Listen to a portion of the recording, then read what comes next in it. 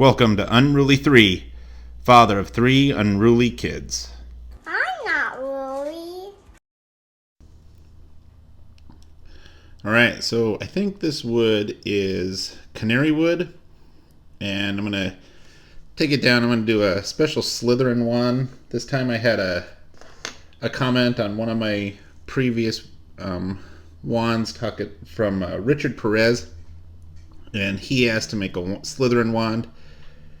I also heard from that there's a guy named Kevin Beavers, and he seems to be, from what I've heard from him, from one of my nephews, is that he's a Slytherin kind of dude too. So I thought that he would enjoy seeing a Slytherin wand. So again, I'm gonna make sure I take this all the way down to being round here on the sides. It's really pretty wood, actually, once you get the finish on.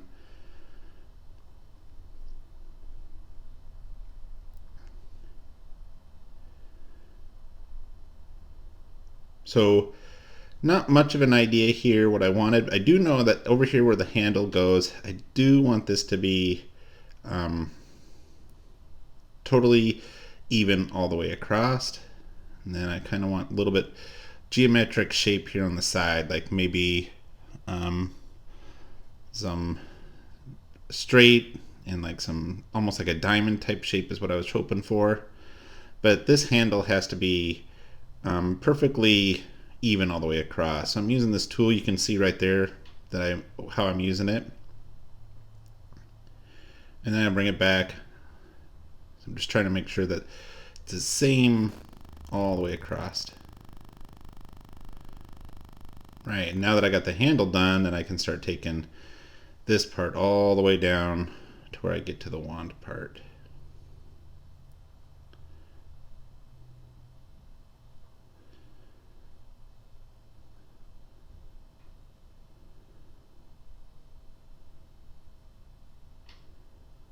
And I'm just slowly trying to take this down, trying to take some pretty thin cuts.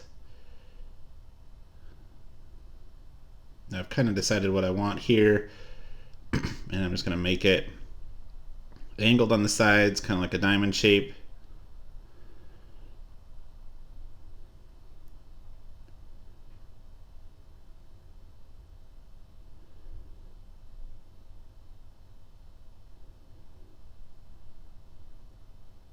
This time I'm listening to some music with my headphones on.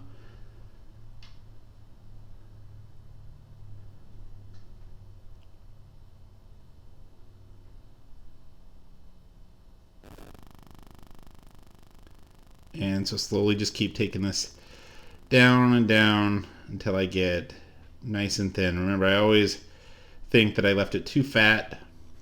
This time I think that I did pretty good about taking it down. Now I'm using this block, it's going to flatten the rest of it all the way even. So even if there's some bumps or anything there, if I use the block with the flat edge, it's pretty aggressive grit on this one. I think it's 60 grit, so it takes it down pretty fast. And it makes it nice and even all the way through.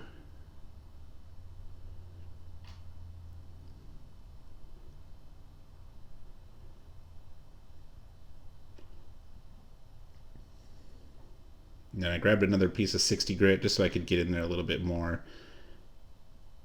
There were some tool marks in the middle there that I tried to get rid of.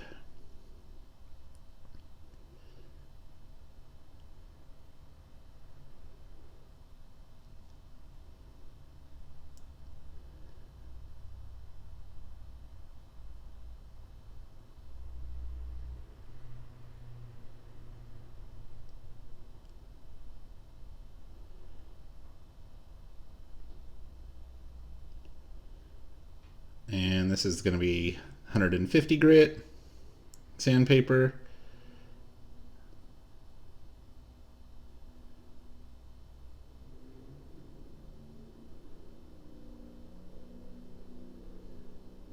And 240.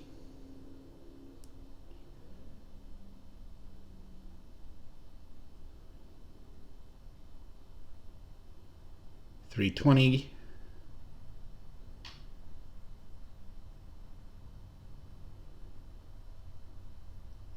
400,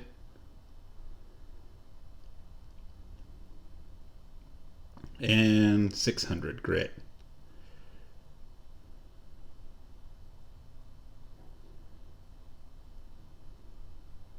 And put some oil on it. Color really changes a lot when you add this oil to this canary wood. It's really pretty. Alright, so I found this rattlesnake or snake skin at Michael's, or maybe it was Joann's, I'm not sure. But you wrap it around. I'm going to try to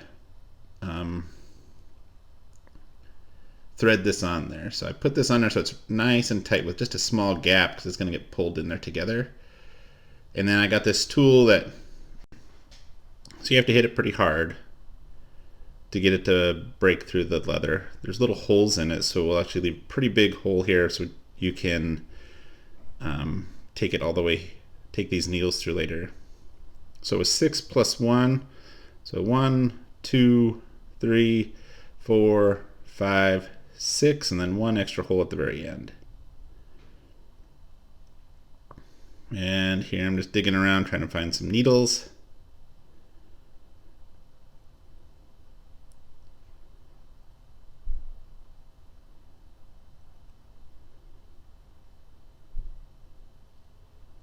Notice my hammer there is Binford Tools from Tim the Toolman Taylor. And I think Binford Tools is also from Toy Story. They had some Binford Tools products in that one. My son's a big fan of Toy Story, so we would burn that handle. Alright, so I'm taking the thread here. So I'm going to try to show you how you do this. Take off my glasses so I can see a little better. Alright, so here, this is clear as day. You want to poke a hole into the thread. See how you do that right there? You poke a hole into the thread and then pull it all the way through.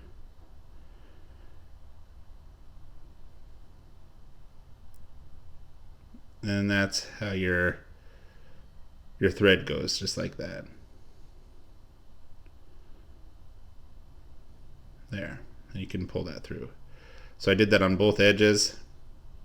Okay, so I'm going to try to show you how to thread this. But I by no means know what I'm doing, but okay, so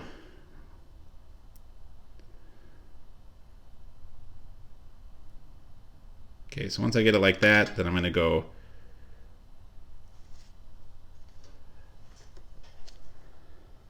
across.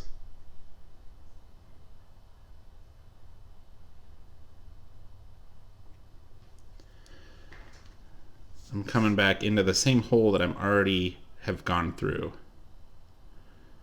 So underneath, I'm coming back to the same one. Then you pull it tight.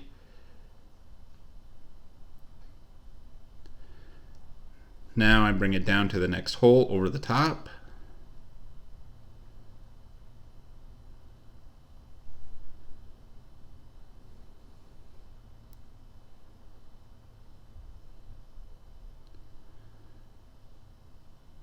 And the other side over the top.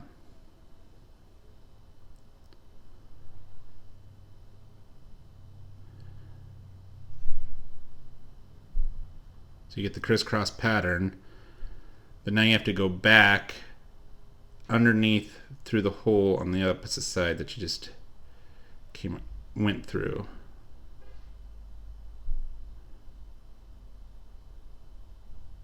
To the same hole, then the other side going back through the same hole underneath that you just went through.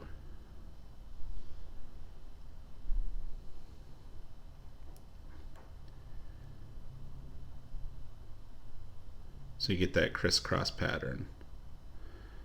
Then you just keep going all the way around. Now I'm alternating it one side each time. I want it to be a different one being on the top, so it's not like the one always going across from the right to the left is on the top. I want the one that goes across from the right to the left be on the top one time, then the next time underneath. So top, underneath, so it switches back and forth.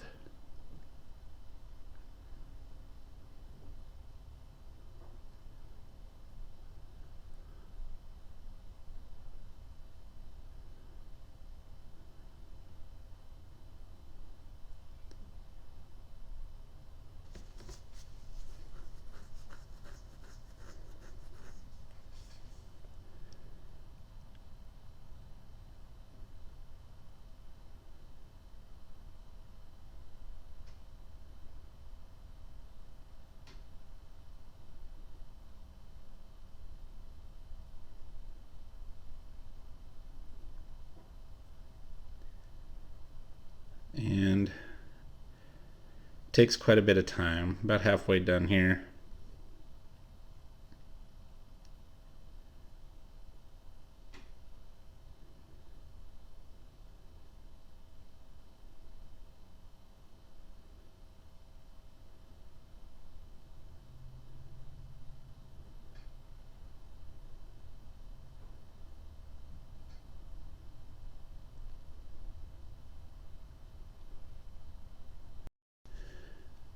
I appreciate you watching this far though.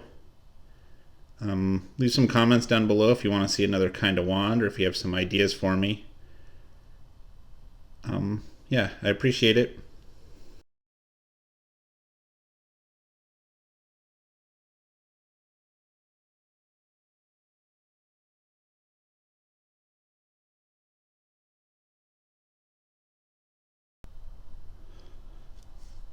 So actually where that seam meets up, it ended up being a really good spot where the scales are because they actually blend in really good, the pattern. So I got pretty lucky there. It was just total accident. Once you get down to the bottom, you tie it off, and then you want to tuck them in there as much as you can, tuck them up underneath so you can't see them.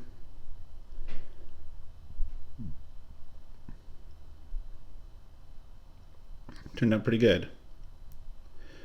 Alright, so here it is when it's all finished. I cut off the end, sanded it down.